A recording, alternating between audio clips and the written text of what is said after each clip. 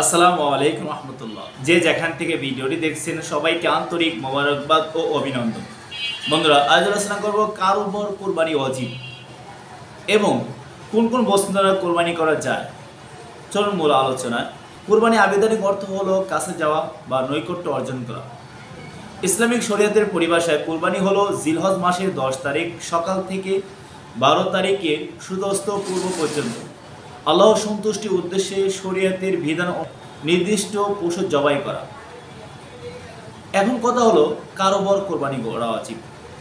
স্বাভাবিক জ্ঞানসম্পন্ন প্রাপ্তবয়স্ক মুসলিম যদি কোরবানি ঈদের 3 দিন অর্থাৎ 10 জিলহজ সকাল থেকে 12 জিলহজ সূর্যাস্ত পূর্ব পর্যন্ত এর মধ্য সময়ে নিসাব পরিমাণ মালের মালিক হয়, অর্থাৎ 7.5 ভরি স্বর্ণ বা 52.5 ভরি রৌপ্য অথবা এর যে কোনো একটির মূল্য সমপরিমাণ নগদ অর্থ বা সম্পদ ব্যবসার খাতে থাকে বা মালিক হন, তার জন্য কোরবানি করা ওয়াজিব।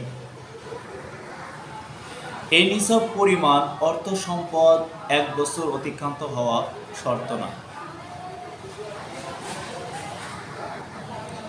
সাহেবে নিসাব তথা সামর্থ্যবান ব্যক্তির হাতে নগদ অর্থ না থাকলেও আপরে হলেও ওয়াজিব কোরবানি আদায় করতে হবে।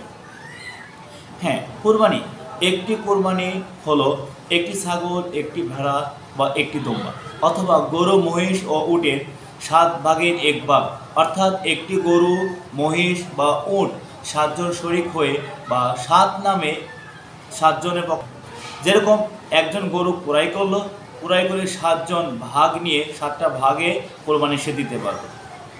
7 ভাগের ঊর্ধ্বে হলে কোরবানি বৈধ হবে না এবং 7 ভাগের কম হলে কোরবানি হবে করা যায়। যেমন ভেড়া, ছাগল, দুম্বা, মহিষ ও উট, এই 6 প্রকার পশু দ্বারা কোরবানি করা যায়।